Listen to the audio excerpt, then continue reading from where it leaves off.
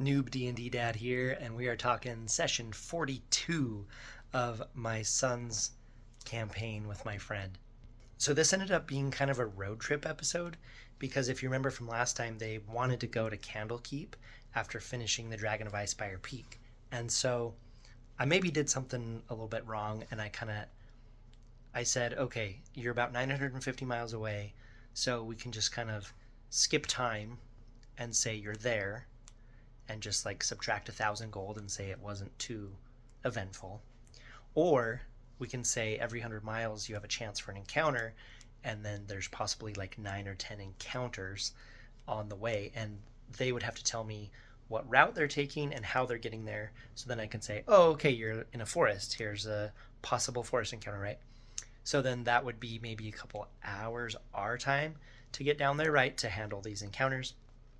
Or um, the other option would be travel down to Candlekeep from the Tower of Storms and literally do everything on the way down there. Like look at every graveyard, go in every forest, go in every dungeon, and that would take like a year of our time. And I kind of presented that, but I was also like, I don't want to do that because I think you guys want to get to Candlekeep so that we can, do a few missions and then get to the Vecna Eve of Ruin campaign once they're at level 10, and they're at level 8 now. So they kind of ended up discussing that for like a really long time, and I maybe should have just like picked for them. And so after they discussed it for a long time, like they're discussing like airship, stowing away on a boat, like all these things. And so in my head, I'm like, okay, if they do a boat, we're gonna have like nautical adventures. They were taking forever deciding how they wanted to do it. So I took a little break for a second, and when I came back, I said, okay, here's what's happening. You guys are going to travel, and every 100 miles, there's going to be a chance for an encounter. There's going to be a 50% chance for an encounter. So if I roll like a 1 through 10, it's going to be a uneventful 100 miles, and you made it through that part of the journey uneventfully, and you just use like 10 gold to represent like incidentals or whatever. And then the appropriate travel time passes, and they're in a 4-horse drawn carriage with their like battle wagon. And then if I roll an 11 through 20, then there's an encounter, right? So actually down to Waterdeep, I rolled 2 10 and unders, and so they actually made it to Waterdeep right away.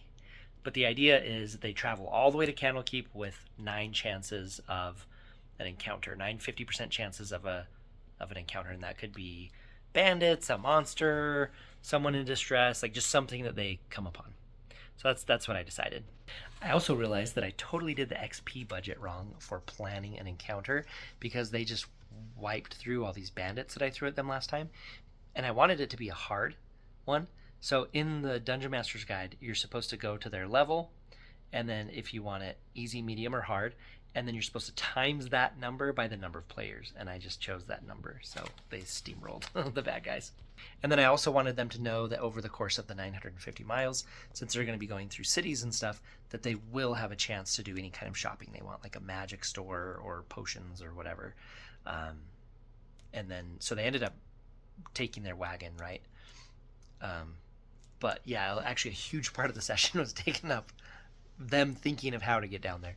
And that's where I think as a noob DM, I should have just taken charge and done what I did originally, or what I eventually did, which was like, here's how the travel's going to work over this great distance. And be like, do you have any objections? Okay, we're moving on. So in Waterdeep, and I did this for the veterans group as well when they ended up going to Neverwinter, is I was like, hey, we're not going to go street by street by street. We are going to, you tell me kind of what you want to do, and we'll go there. I'm not going to give you the address or the location because this is like a temporary thing. If you guys really want to get into Neverwinter or Waterdeep, as for like multiple days, it's like, yeah, we'll pull up maps, we'll go into individual buildings, we'll go into addresses. But for now, since they're just passing through, I'm like, you tell me what you want to go to, and we will go to that kind of store. Does that make sense? So in the future, if we needed to, if we spent time there, we'd give it an address, etc. So my son wanted to go to a potion shop, and I actually love inventing these like big city stores. So in Waterdeep, there is a potion shop called Port Freeze Potions, and there's the sign outside the door is the potion of healing with a P on it for Port Freeze, and then in fancy letters underneath it says Port Freeze Potion. It's very aged. He's an older gentleman, kind of fat, and he has a gold chain with a P on it for Port Free. But he's wearing a leather apron, and on the leather apron are like 50 pockets all over the apron with vials with the little cork in the top. Every pocket has a different vial in it with like different colors, and there was even some stuff moving in some of the vials. And I was like, yes, this is such a cool NPC. So go ahead and use that if you want, or maybe you've done this 1,000 times. But for me, I had a blast creating Port Free, who runs Port Free's potions. Anyway, they bought 6 potions of healing, and they haggled it down to 250 gold. Sure, why not? And then as they were leaving, they asked for a magic shop recommendation, and he recommended them to go to a certain shop. But as they were leaving, I said that he sells tunics with his logo on it. It says Port Freeze. It's like the potion of healing with the P on it, right? And so they actually bought 3 tunics for later, because they're always getting their clothes ripped up on adventures. So I thought that was funny. Okay, and the magic shop he recommended is Marley's Magic Musts. Like must have, right? And Marley can be described as being tall and skinny and muscular, like wiry muscular, kind of like Bruce Lee muscular. And he's human, and he has dreadlocks. So Marley and dreadlocks, maybe you can see what I was thinking on this one. But I like when he shows up, he's like, how was Port Freeze? I wanted them to kind of be surprised by the fact that he knows so much stuff. And so I wanted him to just be really wise, really magical. So like there's a part where my son's trying to sell him his old spell book, and he like levitates it and is like turning the pages without touching it. Just kind of like stuff like that, just to show that this guy's just like so full of magic. Side note, my son and my friend, their 2 characters, their eyes are still like sparkling with this electricity from the Tower of Storms, because they haven't used their last lightning bolt. So that's kind of a cool feature in social situations. The cousin didn't show up, so the warlock is just staying quiet in the back, I decided. But this magic shop ended up being like a back and forth, like my party selling their stuff, and then the magic guy selling them stuff. So I'll just tell you kind of the exchange that happened. I don't necessarily need to recount all the roleplay. There was some roleplay, some narration, but they bought here's what the players sold and how much I sold it for. They sold their Berserker axe, and he paid 4,000 for it. And I was using Xanathar's guide, where it talks about buying and selling magic items. I was using that a little bit, but also just kind of doing my own thing. And when they sold the Berserker axe, the magic guy, he grabbed it with a cloth, and then to an assistant, he handed it to the assistant. And when the assistant grabbed it, Marley didn't let go of it, and he said, "Do not touch this. Like, do not let this touch your skin." And then he said, "Go put it in like the cursed item area or whatever." But I just like that how seriously he was treating it. And then they sold the Cloak of Many Fashions for 50 gold. They sold their studded glamour armor, and I had him pay 6,000 for that. Oops, that's probably too high, but whatever. And then they sold their Cloak of Billowing for 200 gold, which is so funny because the bard in the veterans group wore the Cloak of Billowing, and it was like his trademark that at the end of his turn he'd always be like, "I billow my cloak."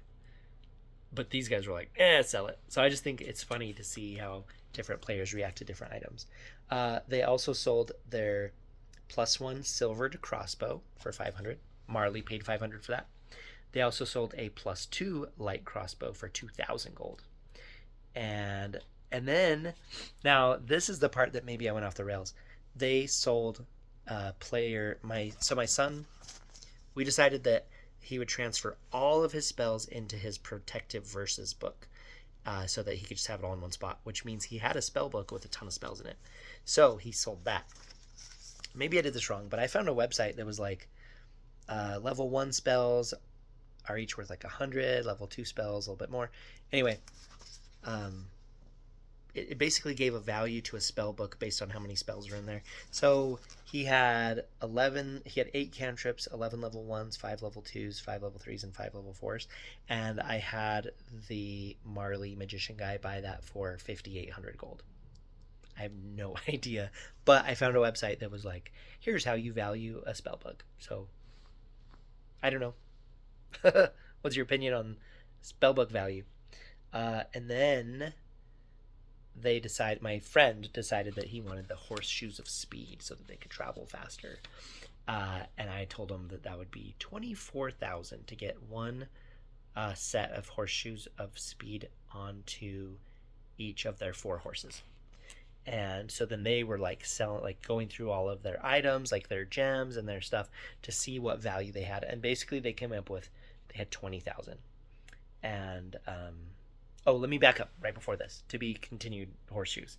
Before this, they bought from Marley a wand of fireballs because my friend had one and my son wanted one too. So I sold that to them for 6,000 gold. I think that's a good price. And my son bought a wand of magic missiles for 1,000 gold. And my friend bought a ring of protection, +1 ring of protection, for 4,000. So tell me what you think of these prices. I think they're probably close to appropriate. I don't know, maybe they're not. Okay, back to the horseshoes of speed. Marley said that they're 24,000. My friend's like, all we have is 20,000. Can you do that? And then I really wanted my son to have a ring of protection because my friend got one for himself, and I was like, you are a weak wizard. Like, you need more AC, right? And he just didn't want it, and I don't know why. So I was kind of trying to ham fist it a little bit. So I was like, okay, he will give you, so Marley will offer 4 sets of horseshoes of speed for 20,000. But the players need to trade in their staff of withering, and he'll throw in a ring of protection, right? So I think the value is there, and my son wouldn't do it, and so I ended up just having Marley accept 20,000 for 4 horseshoes of speed, and I don't think that's too bad. I also think it's cool to kind of wipe out their gold stores so that they have to adventure to get more gold, because not that I know this because I'm new, but what I've read is that a lot of people are frustrated that they accumulate so much gold and they don't end up spending it. So I was like, I was thinking that as like a feather in my cap that I help them spend their money as a DM. So I don't know. What do you think of that? But that was cool. And then my friend also bought an immovable rod. He wanted another one so that he could like climb up through the air. And I can't remember how much I charged for it. It was either 600 or 1,000. I don't remember. It could have been multiple thousands. I think it was, I do not remember. I think it was either 600 or 1,000 because I think it's an uncommon item. I don't remember. But they also bought that. So that's session 42 of my friend and my son's campaign. Is a road trip. They ended up in Waterdeep, and they're going to be on their way, and there's 7 more chances for random encounters. So I think we're going to have a lot of fun on the way down to Candlekeep. And also it's not going to take too long. So I think like next session they'll probably get to Candlekeep. And I've been having fun reading the Candlekeep book, and specifically the LaRue or whatever chapter, because the players are level 8. So I want them to play the level 8 chapter to get to level 9.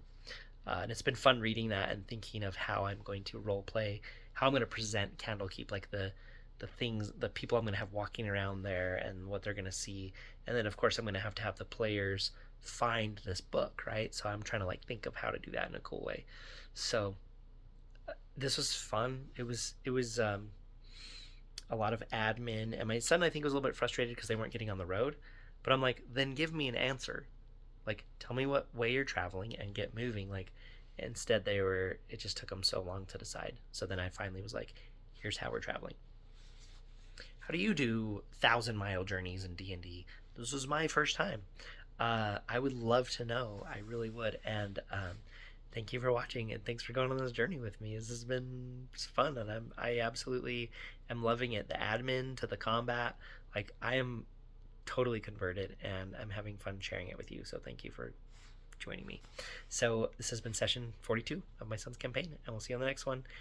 Thank you. Bye.